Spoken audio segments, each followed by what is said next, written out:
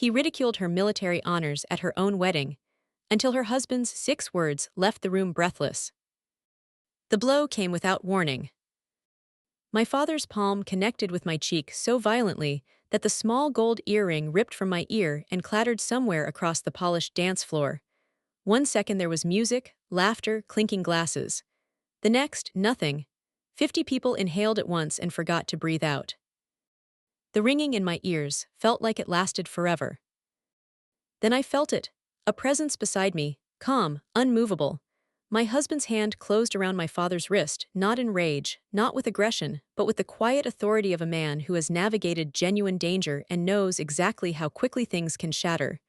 He turned to face my father. Their eyes locked. And then he said it. 6 words, just 6. She saved 12 men that day. What happened next, I never saw coming. My father's face went absolutely white. His mouth opened. Nothing came out. His legs buckled beneath him, and before anyone could react, he crumpled to the floor. As the room erupted into screams and people rushed forward, I stood perfectly still in my white military dress uniform, the one I had agonized over wearing, and I thought, how did the most important day of my life become the day everything finally broke open? But to understand why those 6 words destroyed my father, you first have to understand the man he was, and the daughter he never wanted. My name is Claire Merritt. I'm 32 years old. I spent 11 years as a United States Army helicopter pilot. By the time this story unfolded, I had survived multiple overseas deployments, earned commendations I rarely discussed, and carried memories that never fully let go. I had been tested in ways most people never will be. None of it ever impressed my father. I grew up outside a small military-adjacent town in North Carolina, the kind of place where the American flag flies year-round, where neighbors know each other's business, and where reputations are built slowly and lost quickly. My father, Douglas Merritt, ran a successful auto repair shop for nearly 40 years. Hardworking, well-liked, trusted. Inside our home, he was something more complicated. Dad had always wanted sons. He got one first, my older brother, Marcus, who could do nothing wrong. Then 3 years later, he got me, and from the moment I was old enough to notice, I understood something no child should ever have to understand about their own parent. He was proud of Marcus. He tolerated me. When Marcus struck out in Little League, Dad bought him ice cream. When I came home with straight A's, Dad barely glanced up from the television. When Marcus passed his driving test, we had a backyard cookout. When I graduated near the top of my class, Dad shook my hand like I was a business acquaintance. I spent years trying to earn what my brother received simply by existing. When I was 18, I sat down at the dinner table and announced I was joining the army. My father laughed, not chuckled, laughed, head back, the kind of laugh that wasn't kind. The military, you. My mother sat very still. Marcus smirked. Dad shook his head. Give it 6 months. I wish I could say that moment lit a fire in me. The truth is it just hurt, but I went anyway. Basic training was brutal. Flight school was brutal. Deployment was a different category of brutal entirely. There were nights overseas when exhaustion seeped into places I didn't know exhaustion could reach, when I genuinely wondered whether I had anything left. But every barrier I broke through changed something in me, not because I was proving something to my father, but because I was discovering something about myself. The first time I came home in uniform, my mother wept happy tears. Marcus said congratulations. Dad looked me over slowly, like he was appraising a vehicle he wasn't sure about. Let's hope the taxpayers got their money's worth. That was it. Over the years, it never improved. Commendations were dismissed. Milestones were minimized. Deployments were treated as minor inconveniences. When I received my first significant military honor, Dad didn't attend the ceremony. When I shipped overseas, he forgot to call. When I came home safely, he responded as though I'd taken an extended weekend trip. I spent years wondering whether he was incapable of pride, or simply chose not to feel it. Then I met Daniel. Most people hear Navy SEAL and imagine someone terrifying. Daniel could certainly be that when the situation demanded it. But the man I fell in love with was something rarer, someone who listened with genuine attention, who noticed what others overlooked, who treated people with a kind of deliberate respect that felt almost old-fashioned in the best way. More than anyone I had ever known, he understood what military service actually costs, not just physically, emotionally, psychologically in the queue. At places people never talk about. For the first time in my life, I felt completely seen. He proposed after a year. I said yes before he finished the sentence. We planned a modest wedding. 50 guests, family, close friends, fellow service members, neighbors we'd known for years. Nothing extravagant, exactly right. As the day approached, I wrestled over one decision: what to wear. Part of me wanted the traditional white gown. Another part wanted to honor the chapter of my life that had cost the most and given the most. Daniel settled it simply. You earned every single piece of that uniform. Wear it proudly. So I did. On the morning of the wedding, I carefully attached each decoration. Among them were several medals connected to specific operations and distinguished service. I wasn't performing for anyone. I wasn't seeking attention. I was honoring the people I had served beside, particularly the ones who hadn't come home. Standing in front of the mirror, I thought about them, not myself, them. The ceremony began on a golden autumn afternoon. Sunlight poured through old church windows. Guests arrived warmly. Everything felt peaceful. Several veterans in attendance noticed my uniform and offered their hands. A retired Marine shook mine. An Army veteran thanked me quietly. Even strangers offered kind words. From across the room, I noticed my father watching. His expression darkened with each compliment directed my way. I recognized it immediately, a look I'd grown up inside. Resentment. The particular bitterness that appeared whenever attention moved toward me and away from him. Daniel noticed it too. He leaned close. You okay? I nodded, but I wasn't entirely sure. Then my father stood up. Conversations faded. People turned. The room grew uncertain before he'd said a single word. He pointed directly at my chest, at the medals, and in a voice that carried clearly across the entire hall, he said, "Don't tell me you're actually wearing those things." The silence that followed felt physical. For a few seconds, nobody moved. The music had already stopped. 50 people looked between my father and me, and the energy in the room shifted from celebration to something much more fragile. My stomach tightened, not from fear, but from recognition. I knew this moment. I had lived smaller versions of it my entire life. Dad had a talent for choosing the worst possible occasion to make a point. I kept my voice even. Dad, please don't do this today. He laughed, short, bitter. Oh, I'm doing this. My mother stared at her lap. Marcus found something intensely interesting in his glass. Neither said a word. They never did. Dad stepped forward, his eyes fixed on the decorations pinned to my uniform. You honestly expect people to believe all of that? They're military medals, I said carefully, awarded through official channels. His expression twisted. They're props. You've always needed people looking at you. A retired Marine seated near the front stiffened visibly. One of Daniel's former teammates quietly rose from his chair and positioned himself closer, not aggressively, just ready. I know exactly what those are, Dad said, his voice rising. He paused, and then said two words that went through the room like a blade. Stolen decorations. Several guests gasped audibly. A woman covered her mouth. The Marine looked at my father with an expression I won't soon forget. I held myself completely still. Dad, every decoration on this uniform was earned and documented. That's what you tell people. That's what happened. Veterans around the room nodded quietly. An older Army man spoke up. Sir, those honors don't distribute themselves. Dad ignored him entirely. You've exaggerated your whole career. I kept my voice measured. I have never exaggerated my service. The room had become genuinely uncomfortable.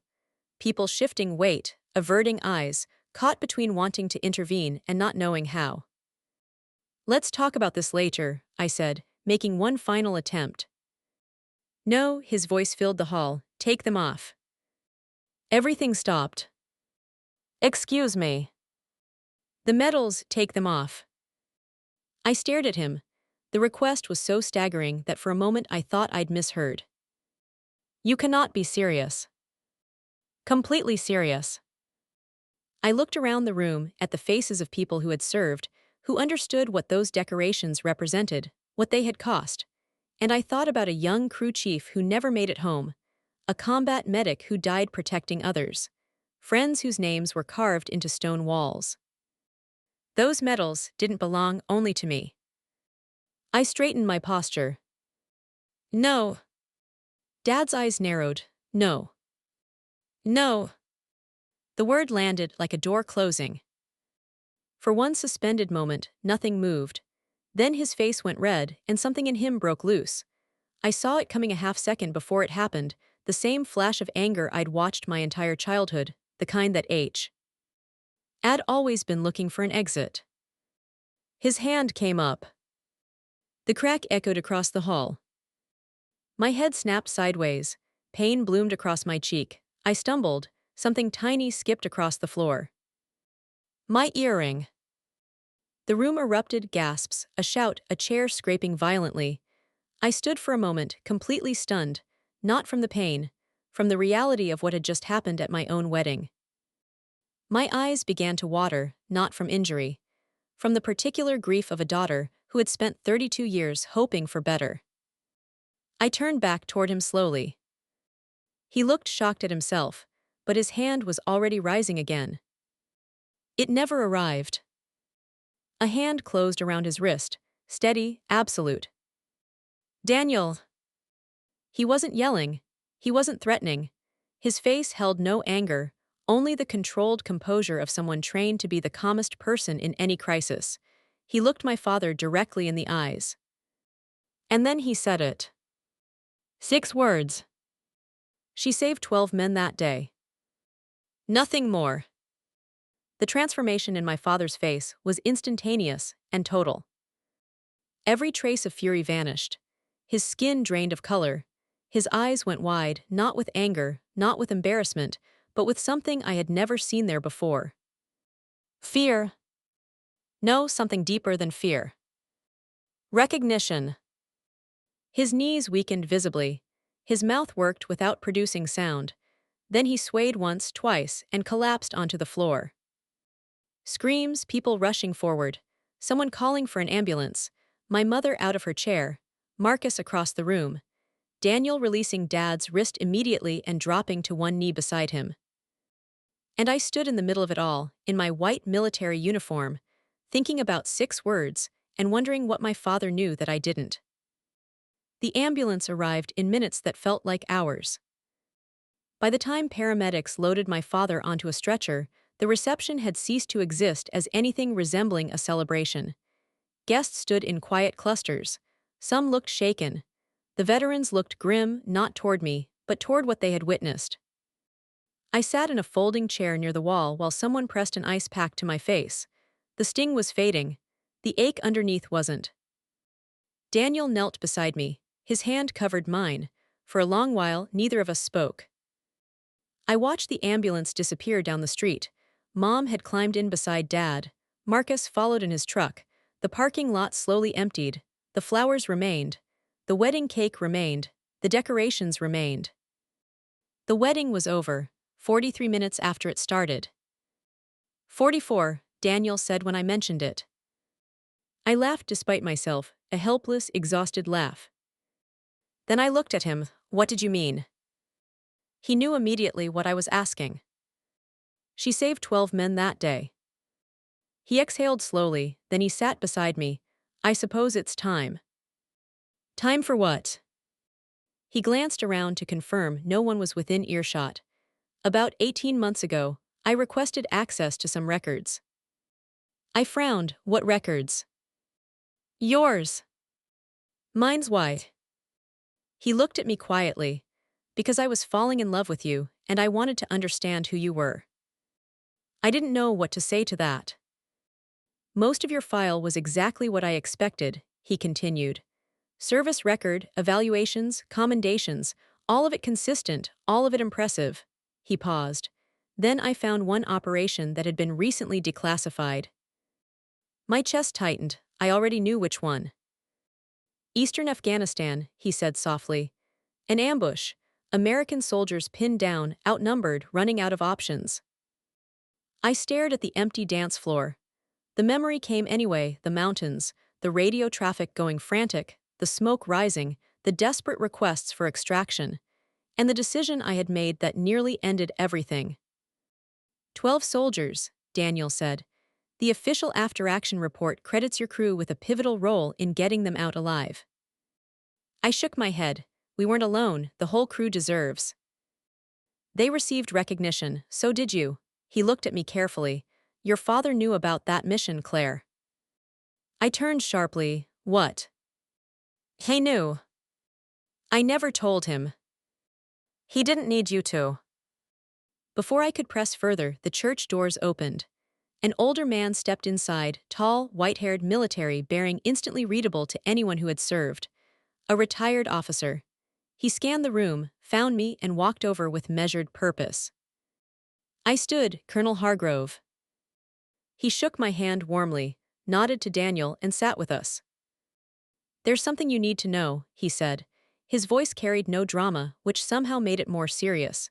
Your father and I go back further than you realize. The colonel's account was careful, deliberate, and heartbreaking. My father had served. That much was true and undeniable. He had worn the uniform, reported for duty, fulfilled his obligations. His service was honorable in the documented sense.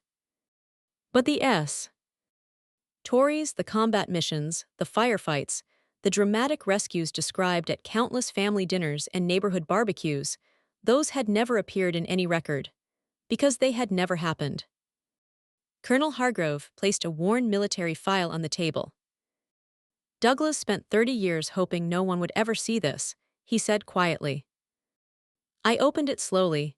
Performance reports, assignment histories, stateside postings, support and maintenance duties, important work, necessary work, the kind that keeps an army functioning, but not the battlefield experiences he had spent decades describing in vivid detail. I thought about every story I had grown up hearing, every neighbor who had listened, impressed, every Veterans Day gathering where Dad had held court, every time the room had fallen quiet to hear him speak. None of it had happened. And then, with a clarity that felt almost physical, I understood. My medals hadn't threatened my father because they were false. They had threatened him because they were real, because they were documented, verified, witnessed, and impossible to improve upon, because I had actually done the things he had only pretended to do. Every time someone congratulated me, it reflected back something he couldn't face about himself. I closed the file. Does everyone know? I asked. Hargrove shook his head slowly. Some do. My father hadn't collapsed because Daniel had threatened him. He had collapsed because Daniel had named something real, a mission, a rescue, a documented moment of courage, and the contrast with everything my father had constructed had simply become unbearable. The following morning, we visited the hospital. Mom sat beside the bed. Marcus stood near the window. The room felt dense with things nobody knew how to say. My father looked older, not physically, emotionally, like something structural inside him had finally given way. When I walked in, he couldn't hold my gaze. In 32 years, I had never seen that. The doctor had attributed the collapse to elevated blood pressure, dehydration, and acute emotional stress. Nothing life-threatening, but something had clearly broken. Daniel placed the file on the bedside table. Dad's body went rigid the moment he recognized it. Mom looked confused, Marcus looked confused, Dad looked terrified. Colonel Hargrove stood quietly near the door. Finally, Dad found his voice. How much do you know? Enough, I said. The mask came off. Not slowly, all at once. The authority, the arrogance, the superiority I had spent my entire childhood navigating simply fell away, and what was left was just a man. An older man sitting in a hospital bed with nowhere left to hide. I lied, he said. Mom stared. About what? He laughed, a fractured, self-condemning sound. About a lot of things. Nobody interrupted. Nobody rescued him. Then he looked directly at me. For the first time in my life, my father looked small. I was jealous of you. My mother's hand went to her mouth. You did everything I wanted people to believe I had done. His voice wavered, and I never forgave you for it. I let the words settle before I responded. Then I told the truth, simply, without theater. You missed everything, Dad. He lowered his eyes. My commissioning ceremony, my first deployment, the awards ceremony, my promotion. He didn't defend himself, he didn't redirect, he just absorbed it. Do you know what hurt most? I continued. He looked up. I kept waiting, my voice softened. Every single time I thought maybe this will be the moment, maybe this achievement, maybe this milestone, maybe this time he'll finally say he's proud of me. My father covered his face with both hands, his shoulders shook. When he lowered his hands, tears had broken through, tears I had never once seen in 32 years of watching him. I'm sorry, Claire.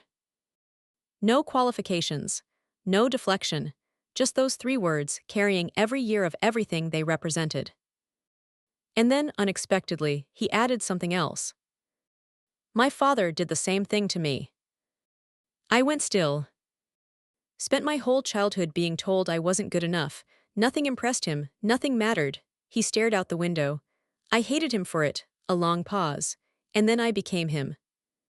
The silence after that was different, heavier, more honest. You don't deserve forgiveness, I said quietly. He nodded, I know. But forgiveness isn't pretending nothing happened. His eyes filled again. If we're going to move forward, and I'm not promising that yet, things have to change permanently.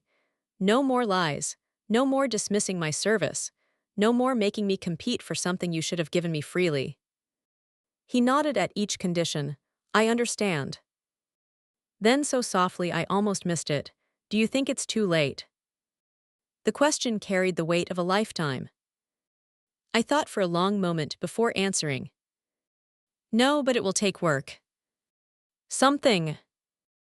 In his face shifted, not quite hope yet, but the first precondition for it. I can do work, he said. 3 weeks later, we rescheduled the wedding. Same church, same 50 guests, same uniform, same medals. I stood at the mirror again on the morning of the ceremony and looked at the woman looking back at me. Something was different, not in her face, but in her posture. In the 3 weeks since the disaster, I had stopped waiting, stopped hoping for something that had always been mine to give myself. There was a quiet in that I hadn't expected. The bruise from my father's hand had long since faded.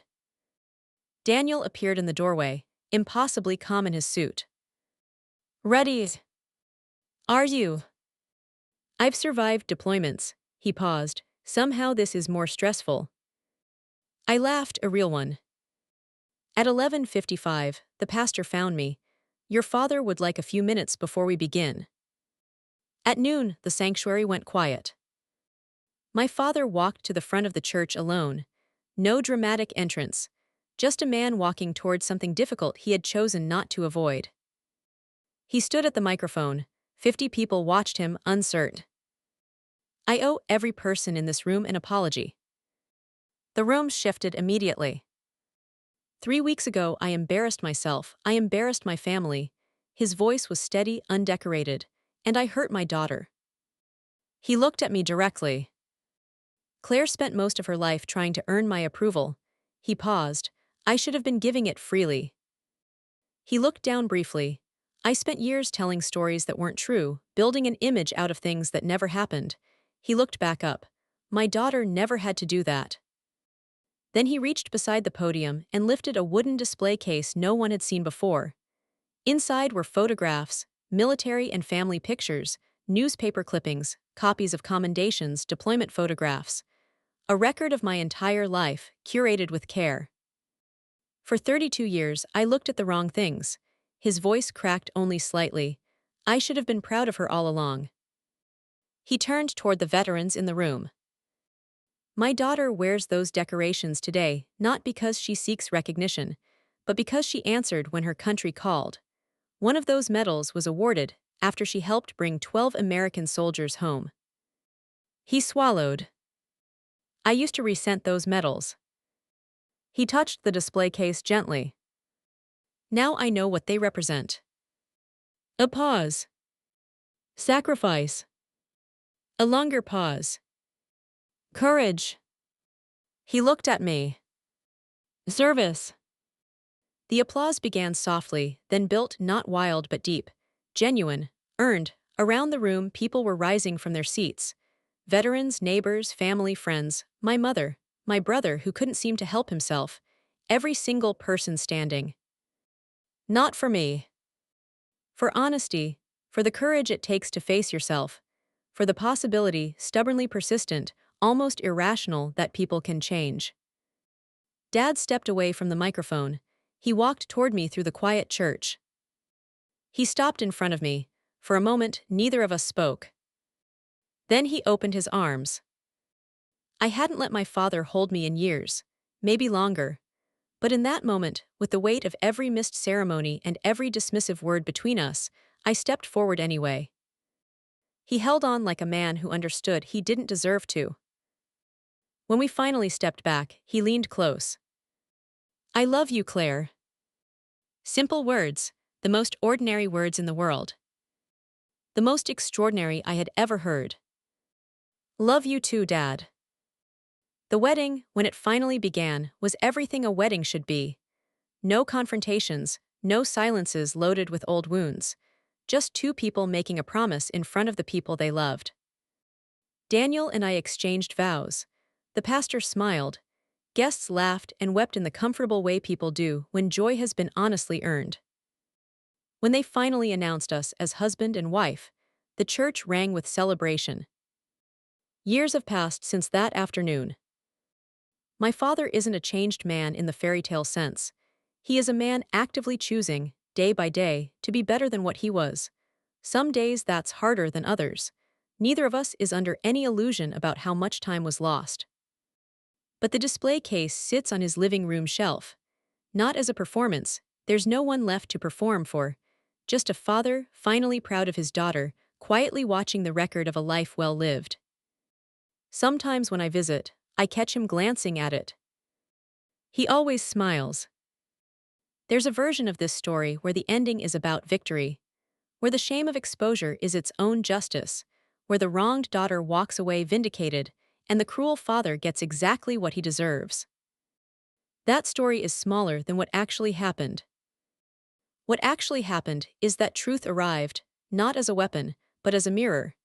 And for one man, staring into it was enough to finally begin the work of becoming someone worth being. If there's someone in your life with whom old wounds have calcified into silence, a parent, a sibling, a friend, perhaps the thing separating you isn't the wound itself. Perhaps it's simply that no one has yet said the one true thing out loud. Sometimes that's all it takes. Not to fix everything. Just to begin. Thank you for spending this time with me. Take care of yourselves and each other.